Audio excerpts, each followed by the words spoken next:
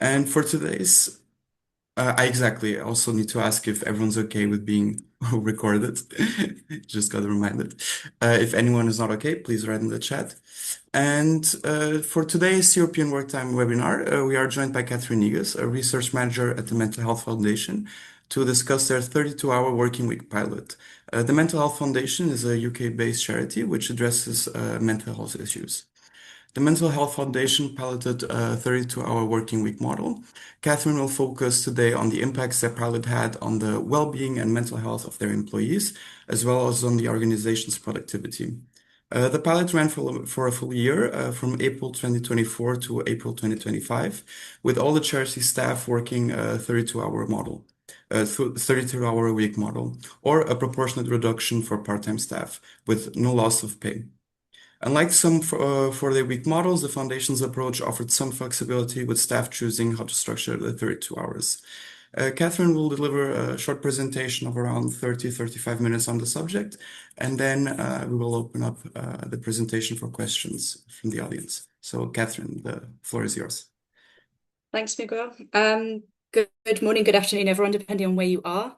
I do have a slide deck, which I have shared as a PDF file in the chat, and that's intended to help make this discussion a bit more accessible for people who prefer to see things in writing, and as a resource afterwards, if I have to skip anything.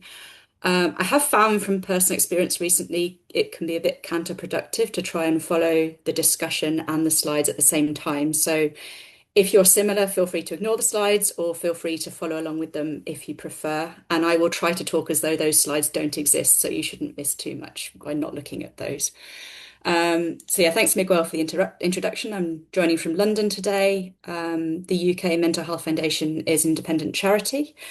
And we piloted our 32-hour week finishing about a year ago, but that's now continued as a permanent change for our organisation. So for reasons of time and cost, we evaluated ourselves, and I led that research overall, but particularly the qualitative elements. I can take more questions on methodology later, but just to summarise, we had pre and post staff surveys, in-depth interviews at both the start and the end of the pilot, a survey for our directors, and we also used HR data, so trying to triangulate that, and I'll talk about how those interacted.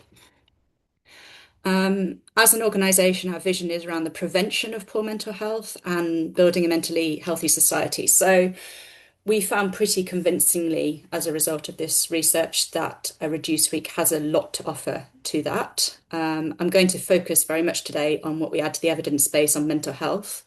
I will touch on the productivity impact at the end, since that's so key to winning over employers. Miguel shared a little bit about the pilot already, so highlighting the fact it was 1 year, I think does make it somewhat unique in that we were able to see a bit more of how things unfolded over time, and look at some of our data exactly 1 year on, so that accounts for some seasonal fluctuation. It's a slightly smaller reduction in time than some pilots, so a reduction of 3 hours a week for our full-time staff down to 32 hours, and part-time staff reducing proportionately. So we did keep an eye on that part-time experience to find out how that unfolded. Another particularly unusual element was that a lot of colleagues had a good deal of choice over their working pattern. I think most people did take business needs into account without even needing to be asked, but that freedom was seen by many people as a big success factor, which meant it could work very well for different life circumstances. But it obviously also raised some questions for our organisation to tackle. So when the pilot became a permanent change, we've now got some core hours in place, minimal core hours, and some rules about availability outside working time. So there's a balance to be found there. Within that freedom of choice, interesting to see that the large majority of staff chose to take a half or full day off every fortnight, either because they were already part-time, or had compressed hours, or because of the pilot. So only about 7% of staff are now working a full day every day, but slightly fewer hours. Important to check whether people have actually stuck to those new hours. at the end point of the pilot, just over half of people said that they were sticking to those new hours in a typical week. That might not sound particularly fantastic, but then a large majority, so 94%, were either sticking to those hours or working 1 to 3 extra hours per week. So the large majority of employees have reduced their typical working hours well below the pre-pilot 35 hours. And even more interesting is that we've probably seen a much broader culture change. So the proportion of people who said that they'd worked more than their contracted hours recently declined from 52% before the pilot to 41% at the end of the pilot. So people talked also about having a kind of shift away from this being the sort of organisation where we are expected to work excess hours. And it might mean that some people have actually reduced their hours by more than those 3 hours. Final point on implementation is around flexibility. This was really important for managing certain roles, particularly those ones that have got a lot of external work or media work. Um, Most people saying that that was also welcome to them in their home life as well, being able to work a bit extra here and a bit less there, but it does bring up challenges for some people, of course, with things like childcare. So, talking about how it went and the outcomes, as I said, I'm going to use the bulk of the presentation to talk about the wellbeing impact as we are the Mental Health Foundation. To set the scene for that, I'm going to tell you a bit about how people use their time. Um, the employees we talked to described really making a deliberate effort to use their extra time beneficially, not to just let it disappear away. I think that's very much in line with what matters to them personally, but also our staff being quite well informed around mental health. And many of the things that people talked about doing are those things that the Mental Health Foundation recommends for people's mental health. I'll talk about the number one activity in a moment, but at number two, we had people spending more time with their partner, family, and friends, as you might expect. And in third and fourth place, we had people doing more exercise and spending time in nature. And those actually were two very recent mental health awareness themes led by the foundation. So I think, again, reflecting what people know about mental health, perhaps informing their choices there. Exercise is quite a big part of our culture, actually, I'd say, at MHF. And some people were even giving us things like their Strava statistics to prove that they'd been on more runs during the pilot than they had previously. And that was really encouraging. Further down the list, other things that the foundation promotes are having things to look forward to. So things like going away. About a fifth of people saying they spent more time sleeping, about a fifth saying they'd done some volunteering. We had about a third of people saying they'd used the time for healthcare appointments and activities. So it's pretty hard to deny that those are things that are going to make people healthier, both physically and mentally. I've seen a request to speak more slowly. I will do my best.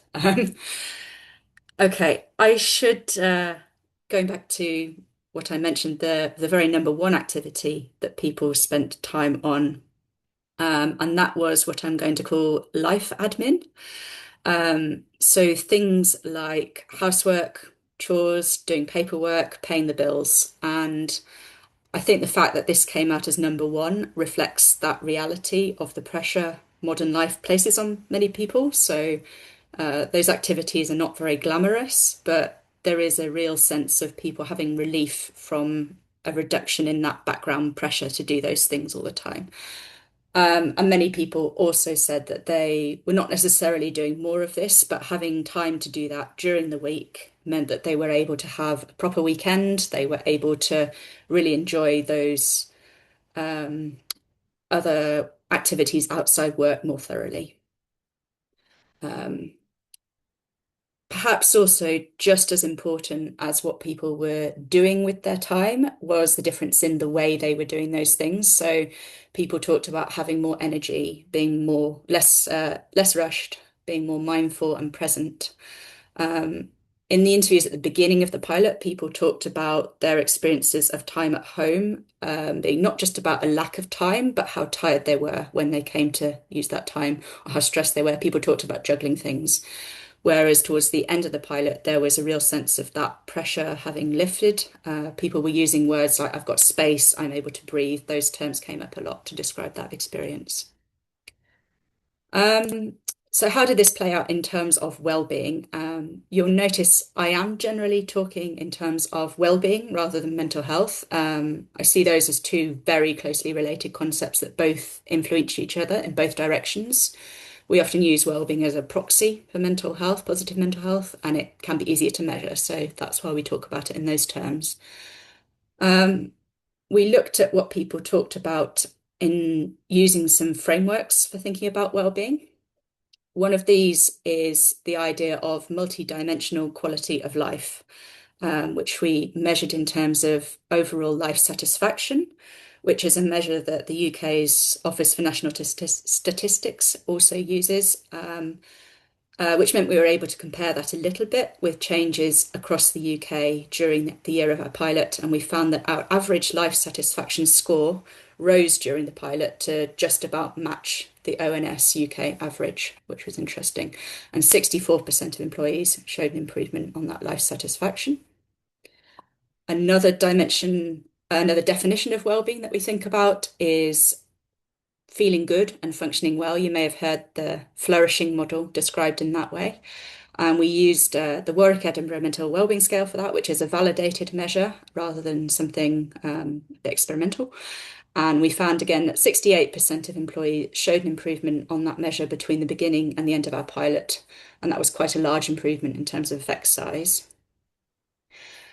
Thinking about one particular dimension of well-being, work-related stress. Again, strikingly, we had an improvement, so less work-related stress for 69% of employees.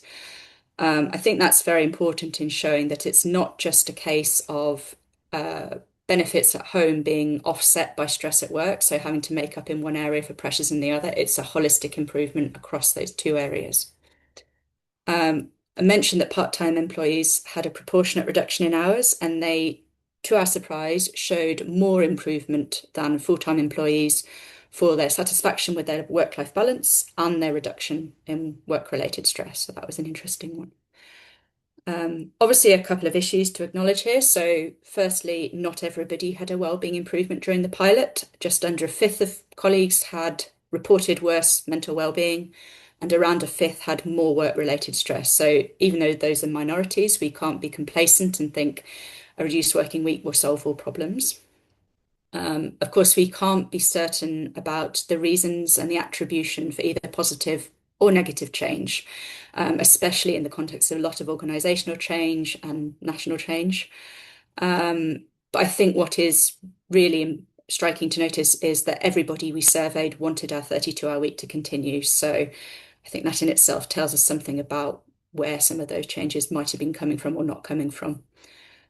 And of course, we had a fairly extensive qualitative study, which was the area I'm particularly passionate about. I led that one. So we used this to look at the attribution and to really investigate in depth how the pilot supported people's well-being, which I'll go on to talk about now. So again, thinking about those different models of well-being in terms of multidimensional quality of life, people mentioned improvements in different dimensions. So we have in physical health, in relationships, perhaps even in their money because they're able to walk for work, those kinds of things. And it's about very much a balance between those different elements. I think crucially, not just what we call work-life balance, those two dimensions, but actually recognizing that there are multiple dimensions of life. So having time for work, having time for other people, and having time for oneself, which is often the one that gets missed, or having time for work plus those boring paperwork, housework things, plus having fun, or work plus doing things plus rest. And I think the fact it's not just about two dimensions, work and life, really cuts to the core of why redressing the balance in our lives really matters.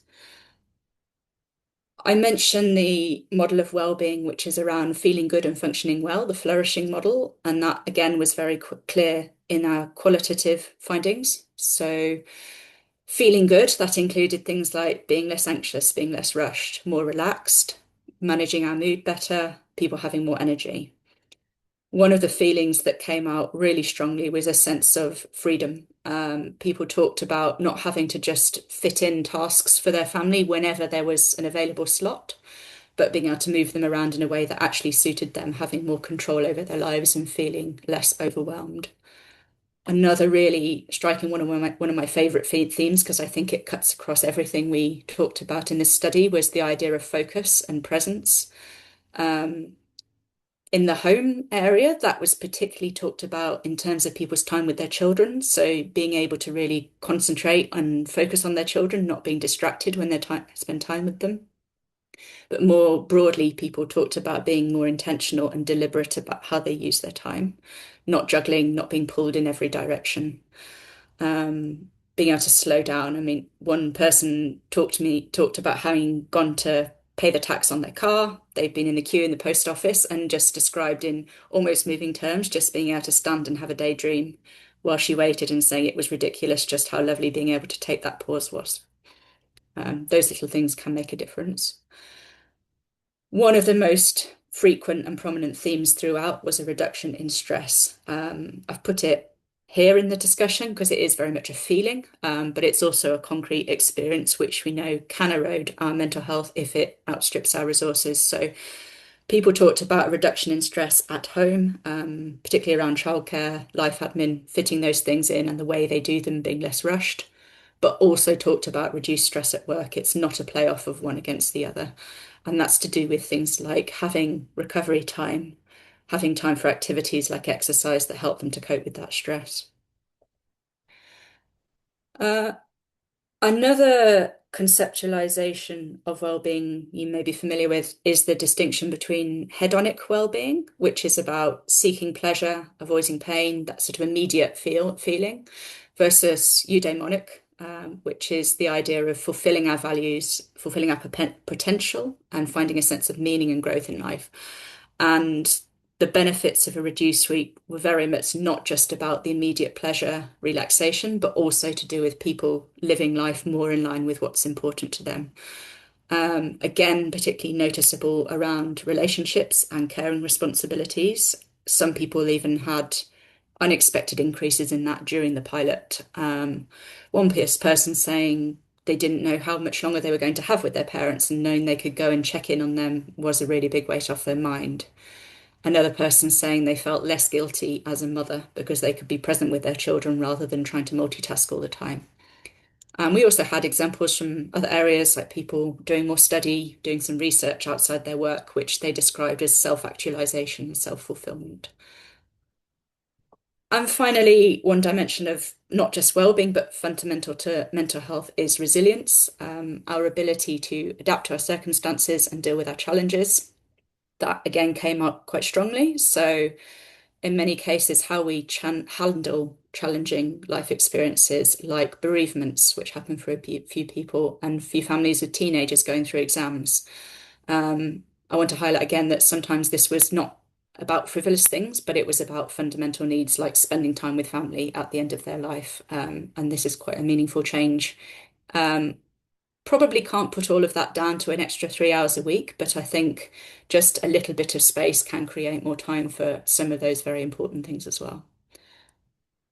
My final part of the wellbeing discussion is I want to touch on equalities a bit. And we were concerned to test that nobody in our organisation was actively disadvantaged by the pilot based on their characteristics.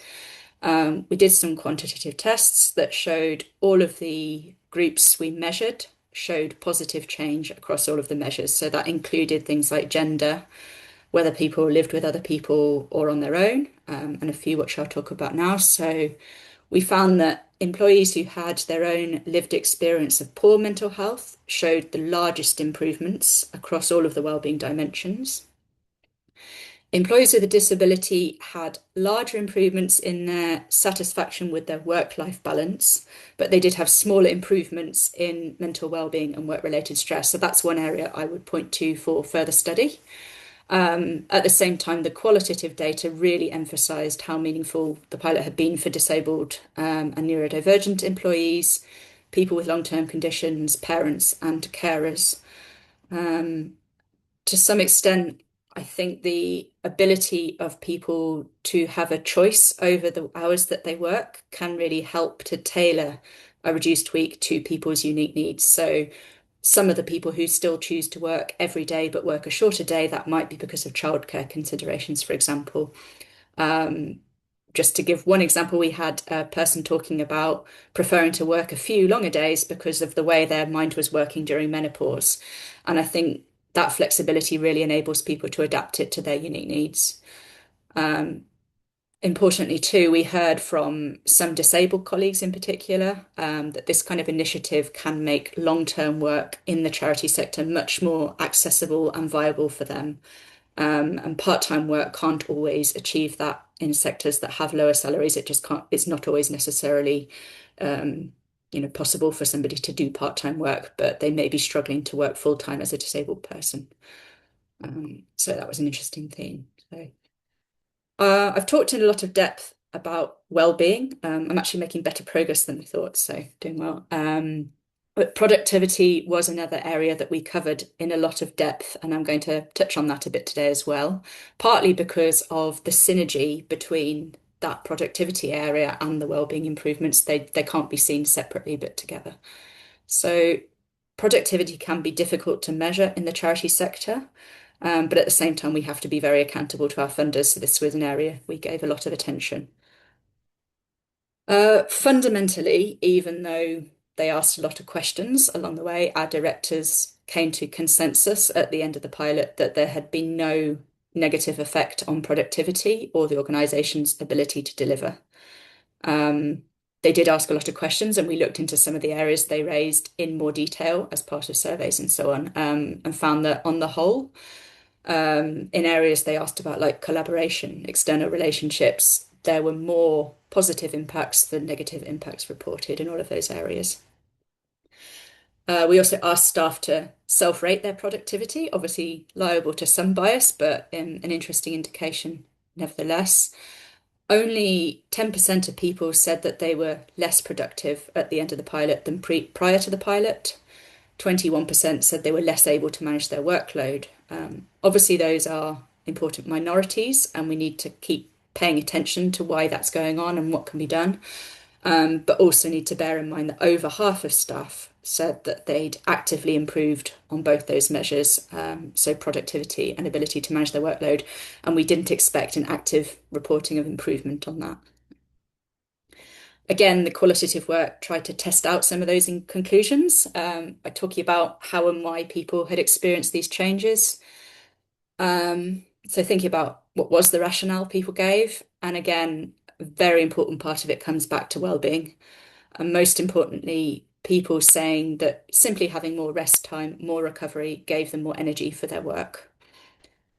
People also said that time away was beneficial in another slightly more subtle way, in that having a bit of space away from challenges and meetings and constant questions sometimes help them to see things in a bit more perspective and help with problem solving.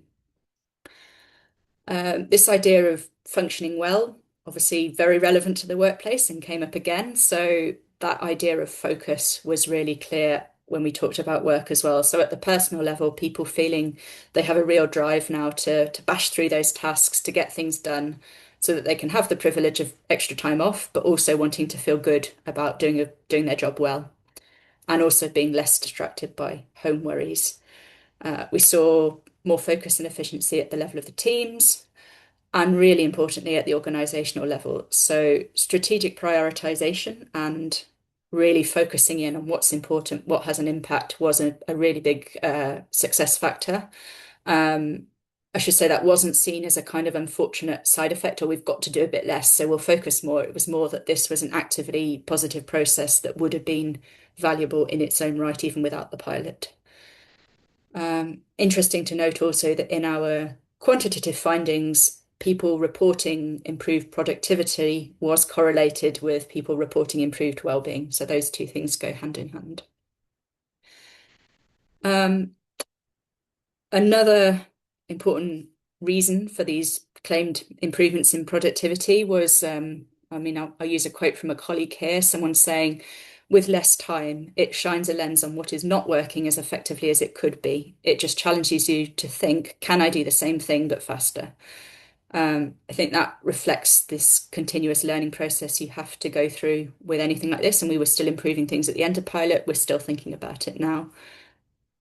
In the interviews, people repeatedly talked about two factors in particular being important for organization success. So, for any organization, and those were strategic prioritization, which I've already talked about a bit, and the other was staffing quality and staff stability. And most people felt that the pilot was helping to improve both of those things, and that is supported by our HR data. So we found that during the pilot, turnover of permanent staff reduced, and that brings the Mental Health Foundation now in line with the average for the UK charity sector. Um, Even more strikingly, 71% of people who were thinking about leaving at the start of the pilot are no longer thinking about leaving. That could be for many reasons, but it's a noticeable number. On recruitment, applications for per vacancy nearly doubled. And that was across most different kinds of jobs. We broke it down into sections.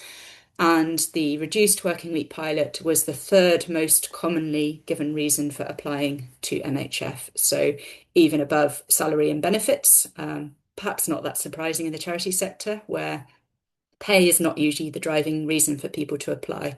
So I think this reflects that this kind of initiative can make the charity sector not just more inclusive for a wider range of applicants, including disabled people, but can also make it more competitive as a sector. Um, a couple of other efficiencies that people mentioned in terms of productivity. I'll just touch on two of them. So meetings came up a lot. People talking about really reducing meetings and thinking about making them high quality. And a few people also mentioned that we are still working in a hybrid way. So mixing time in the office and at home. And I think that reminds us that this pilot's very much in the context of a lot of other workplace change that's happened since the pandemic. This is a time of a lot of change. Obviously, you could argue that we could have made some of these efficiency changes and kept a 35-hour week, achieved even more, but it's really difficult to separate the two, particularly when we think about how wellbeing benefits contribute to productivity and also contribute to staff engagement, people feeling valued and therefore having more energy to make those changes.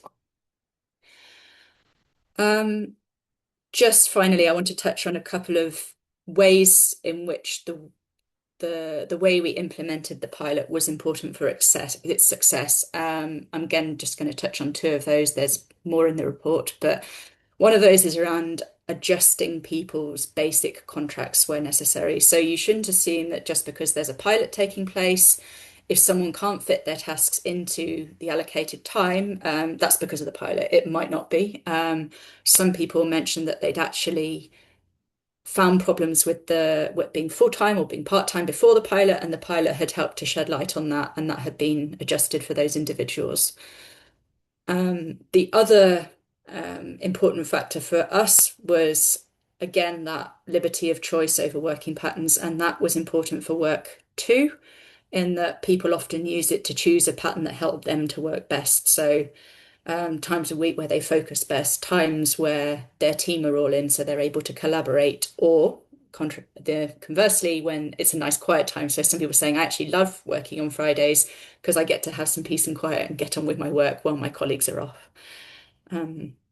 That does raise questions for the organisation, which we've also had to address. So things like cover and availability outside working hours. So just to sum up briefly to allow lots of time for questions, I think overall our pilots demonstrated pretty conclusively that there can be strong wellbeing benefits, which we've gone into in lots of different dimensions, even from a small reduction in working hours, and that this can be done without damage to productivity. And this was in the context of a workforce that is very highly motivated by the mission of what we do. So that synergy between people's achievements at work and their overall well-being was really clear. And really encouraging. So the evaluation and obviously being able to see what had happened during the pilot won over an initially skeptical CEO and skeptical board of trustees.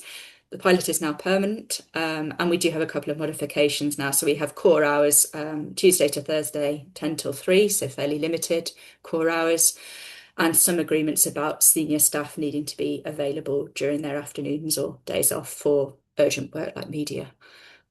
So we've made some quite extensive recommendations for organisations, which you can see in our report. Happy to maybe talk through some of those if people are interested. But otherwise, I'll leave it for questions. I'll put the links to the report in the chat as well if people want to refer to that. Thank you.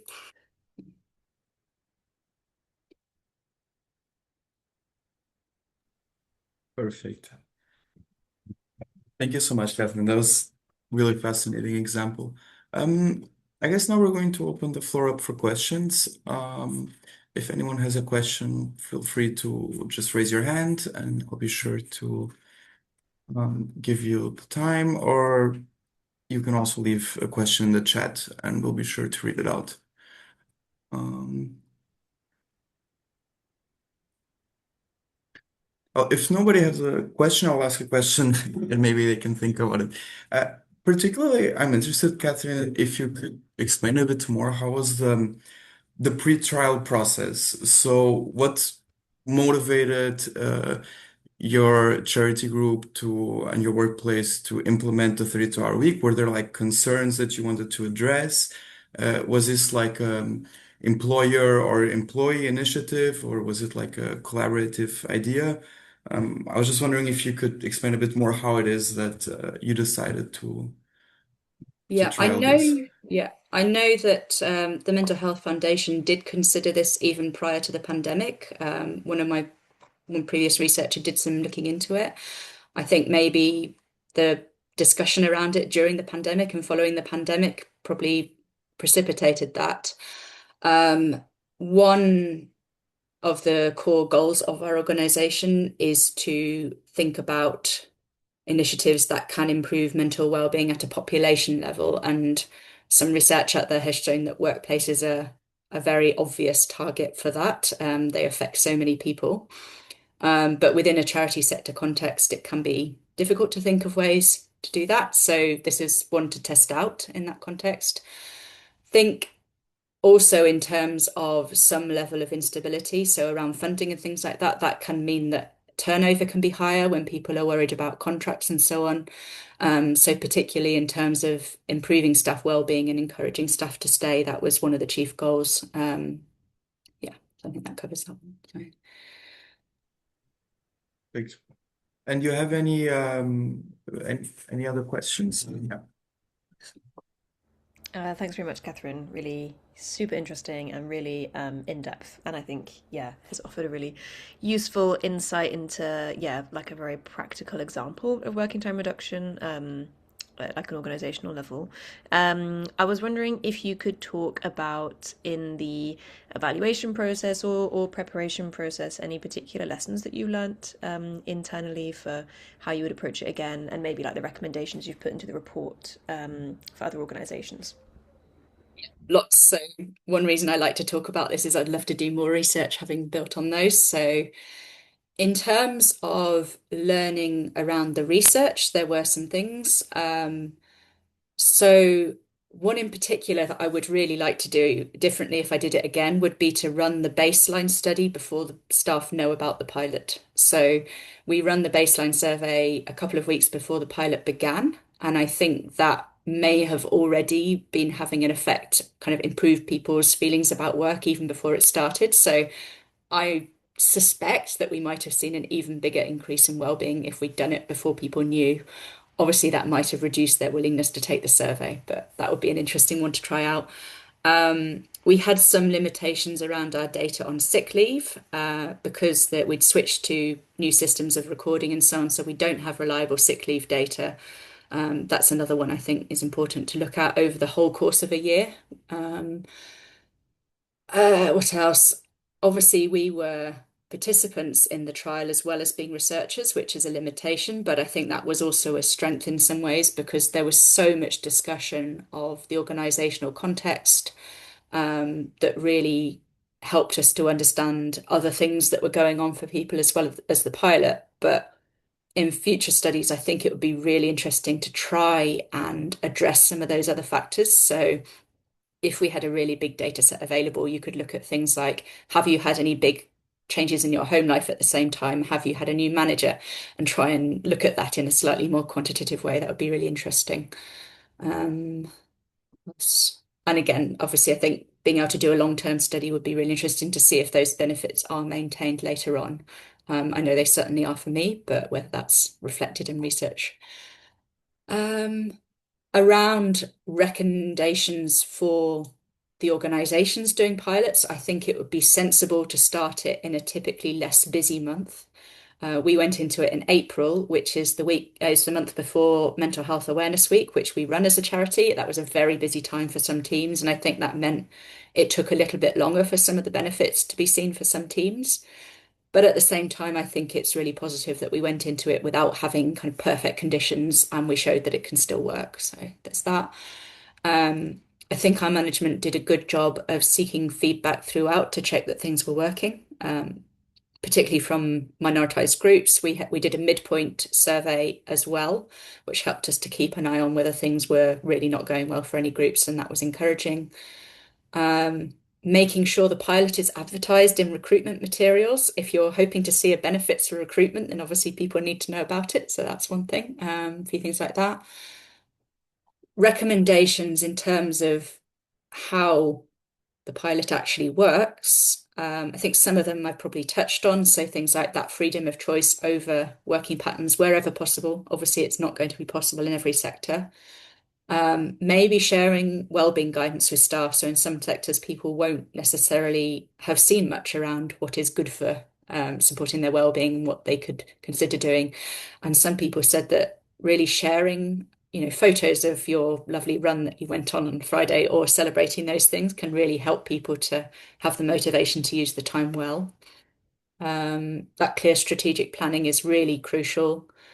I think a couple of other things, being alert for any other things that might be affecting capacity. So making sure that if there are vacancies, that recruitment is happening quickly. If someone is on long-term sick leave or parental leave, that cover is in place quickly, because those are much bigger limitations on capacity that can have an effect, particularly in small teams. And really importantly, thinking about external partnerships, because even though one organisation might be moving to this model, that's not necessarily reflected in the agreements about hours you've got with partners and so on. So that was quite a lot, but some thoughts there. Perfect. Does anyone have some further questions? If I may. Michelle? Michelle, yeah. Hi. Thank you very much for the nice presentation. I have a quite specific question. You mentioned the fact that the trial should be advertised to have an impact on attractiveness in the recruitment process. But I mean, if you're in the middle of a pilot, how exactly do you advertise it? I mean, it's not at this stage. It's not a permanent 32 hours contract. I would guess. So, Yeah. how do you go about it? Yeah, I mean, we made it clear that it was a pilot. I think, particularly in sectors with short-term contracts, that's maybe slightly less of a problem. But yeah, totally appreciate that it could be a limitation, but I think it's still striking that it was the third most commonly cited reason for people applying, which it came after the mission of the charity, which people tend to put first, and then hybrid working. So, I mean, the fact it comes alongside hybrid working shows that it's that work-life balance thing is really important for people. Yeah, so I found it really interesting that people still found it really a big draw, even though we made it clear it was a pilot. So, yeah. You. Any further questions? If not, I Sorry, have one. sorry, did Sorry, you? Michelle. No, just a small thing. Did you measure like the number of applicants to job offers? Did that increase? Yeah, it went up by, I think, 94%. So almost doubled. Yeah. Great, thanks. Yeah. And that was we looked at each salary band, jobs in London versus jobs in Scotland, and it increased in nearly every area. There was one small area which is the higher paid jobs. There wasn't an increase, but that was a very small number. So, yeah. And so, I guess I have a further question. And so, in terms of preparing people for the 32-hour week, was there some kind of like, mm, yeah, let's say, workshop? Did you help people? Because I imagine that if you reduce the working hours to 32 hours while maintaining pay, you are kind of assuming that people will um, do the same tasks they were doing in the previous schedule now in a reduced schedule. And I wanted to ask what the specific approach was of your company. Yeah. I think we possibly did this less intensively before the pilot than some pilots. I know some use external consultancies to help them prepare and so on, which is probably very valuable. We had a couple of all staff discussions that were very broad. Our HR team then shared a template for each team to work through in a team meeting, to talk about where are those efficiencies, are there things that we're doing that we don't need to be doing. I think most teams did it, but actually not everybody did it. And the teams that did it probably found that the benefits came more quickly because they'd been better prepared. We had a few small changes, even like the standard time for a meeting when you set up a meeting in Outlook now is 50 minutes rather than 1 hour. There was a lot of emphasis on do we need to have this meeting? What's the agenda? Uh, I think with the when managers have their one-to-one check-ins with their direct reports, there's now a line on the form that we're meant to fill in each time that says check in about workload in the 32-hour week. How is it going? What are the priorities within this context? But I think overall it was very much went alongside a broader strategy process. So we've had a couple of reviews of strategy over the last few years, and this was very much about honing in on what are the priorities and people also just saying that they felt that they were wasting less time. So it's not realistic necessarily to work at 100% pace 5 days a week, but you might work at a slightly higher pace if you're working fewer hours and being less distracted. So, and there were other things like people setting up new communication systems in their teams, a couple of people using AI, much as that's controversial for certain things, and also people sharing how they've done those things so that other people can learn from them as well. Thanks. Okay. I think that maybe if there are no further questions, India, I'll pass the word on to you for the webinars and Great. the working Yeah. groups.